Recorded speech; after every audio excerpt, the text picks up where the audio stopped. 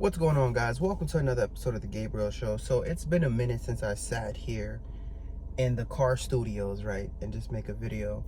I've been grinding, right? My last video, I ran a Spartan race. It was incredible, an amazing experience. I haven't worked out since. So today, I'm on the way to the gym, but I wanted to just take a moment and speak to you guys and just talk about the road to success and just my experience with everything, right? So the road to success is pretty damn lonely.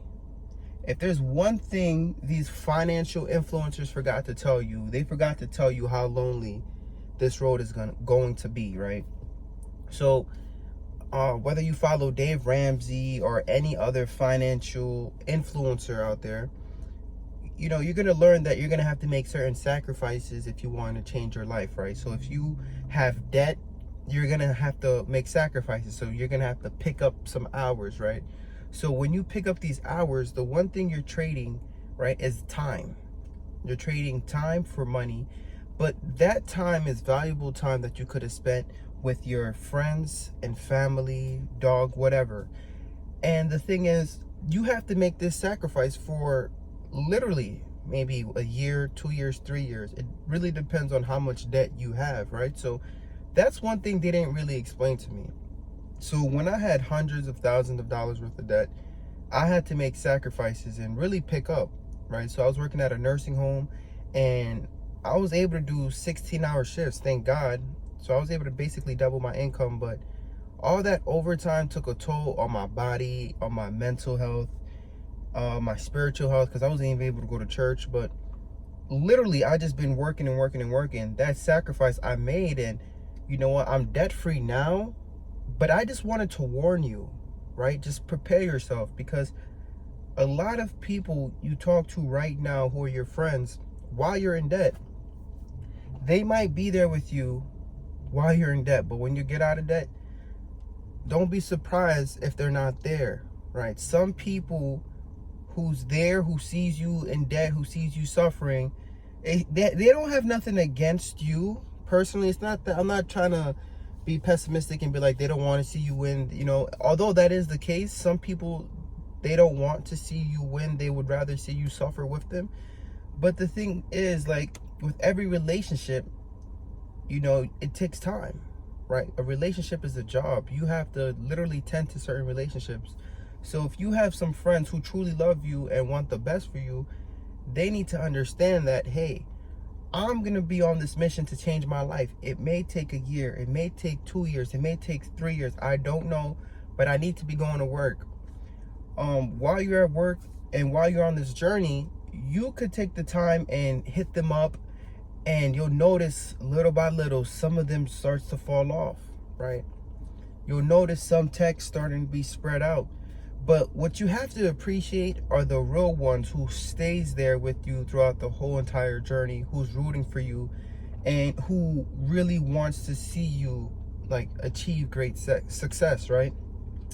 So I like started losing a lot of friends in my experience. So when I was on this my own personal debt-free journey, I had to work a lot of shifts, and I couldn't hang out with my boys on Saturdays because I was working. And I couldn't hang out even with my family members at times. And family's always going to be there, but I really started to feel us drifting apart.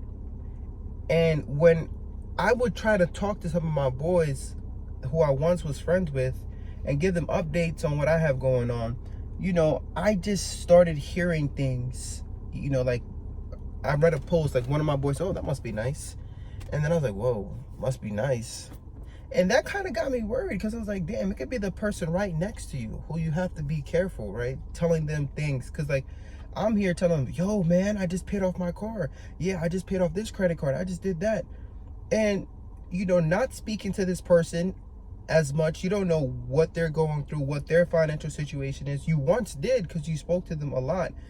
But times have been getting tough. And I'm sitting here telling my friends who I thought were my friends, like, yo, I did this, I did that, I did that. And then some of your friends will truly be happy for you, but there's another group of people who don't want to see you better than them. And you'll never know this until you go through the fire, until you go on your own journey. I know you might think, that's not true. You know, like, no one cares.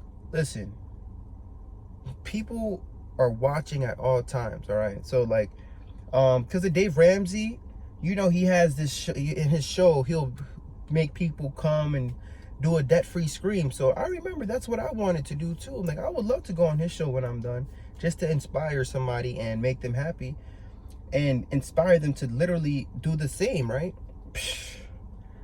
Listen, I went on the Anthony O'Neill show after I was done paying off my debt, and I noticed something, all right? There was a group of people who were extremely happy for me, and then there was another group of people who was just acting funny. You know, they didn't really say nothing, but then they were like, I get it. Like, oh, yeah, you're, you know, something like that. The people I thought who was supposed to be happy for me and proud of me, and like, why are you acting different? Like, you watch the show too, and you see other people and they inspire you, and they're, you know, you're like, look at this guy. And just because I'm that guy on that TV screen, you're telling me, oh, you know, maybe you shouldn't have done that. Put your business out there, blah, blah, blah, blah. I don't know. I get some of the points they're making, but then there's other sides of me where it's just like, why are you hating? Why are you acting like that? Like, why aren't you hitting me up like you used to? You know, now, I don't know, guys. Maybe I'm just bugging out, but I know there's some type of wisdom in what I'm telling you right now, because God is putting this in my heart to tell you that you may lose friends on your journey, but don't stop, right? The road to success is very lonely. You may have to make new friends when you get to that mountaintop. If you see you have a group of people who you once were talking to and they're no longer like supporting you or just not rooting for you, some things you just got to keep low-key. Choose one person, or whether if you're doing with your wife, if you're doing with your husband, keep it between y'all. If you have a small group of people you're telling, like, just keep it between y'all, because you don't know who really want to see you win, right? Because when you post something on the internet, there's a group of people who will like it, right? But then there's another group of people, you always look at it, between the views and the likes, there's going to be a lot of people who've seen it, who watches it, who literally sees it. All they have to do is double click, but they refuse to because it's really bothering them on the inside that you are achieving so much success. They are envious, they are jealous, and it's not their fault. It's because of the situation they're going through, and they're not willing to make the sacrifices you're making. So now you put yourself in danger when you try to talk to these group of people again because you thought they were your friends, right? I feel like the friends you are losing, that's God taking these people out of your life for a reason. Because when you get to that level of success, that person you thought who was your friend literally could be a backstabber. Even Jesus, one of his own disciples, backstabbed him. You know, so these are some lessons that I want to tell you. Don't be afraid if you lose friends in your journey. I don't know what your religion is, but in my religion, my God, he has never left me alone.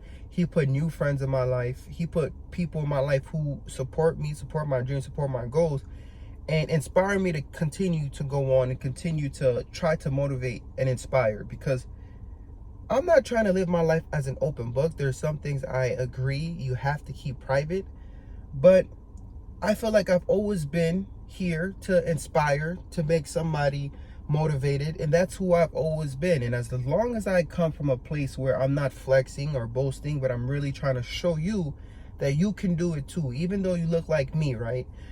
You could do it in America. You could change your life. You could be about to file for bankruptcy and literally turn your life around and be on the path to wealth, right? You could change your family tree, but you may just have to be on that journey for a little bit by yourself.